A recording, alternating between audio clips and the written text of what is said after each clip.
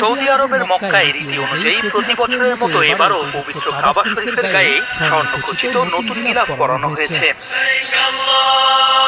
কাবাকে আবৃত করে রাখা কাপড়টিকে বলা হয় কিসওয়া বা গিলাফ। প্রতি বছর ৯ জিলহজ কাবা শরীফে পুরনো গিলাফ পরিবর্তন করে নতুন গিলাফ পরানোর রেওয়াজ। হাজিরা আরাফাত থেকে ফিরে এসে নতুন গিলাফ দেখে মুগ্ধ হন। পুরাতন গিলাফটি খুলে তা কেটে বিভিন্ন মুসলিম দেশের সরকার প্রধানদের উপহার দেয়া হয়।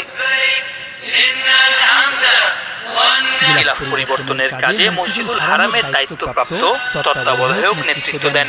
এ সময় সৌদি বাদশার প্রতিনিধি সহ দেশটির ঊর্ধ্বতন কর্মকর্তারা উপস্থিত ছিলেন। কাবা শরীফের দরজা ও বাইরের গিলাফ দুটোই মজবুত রেশমি কাপড় দিয়ে তৈরি। গিলাফের মোট 5টি টুকরো বানানো হয়, 4টি টুকরো চারিদিকে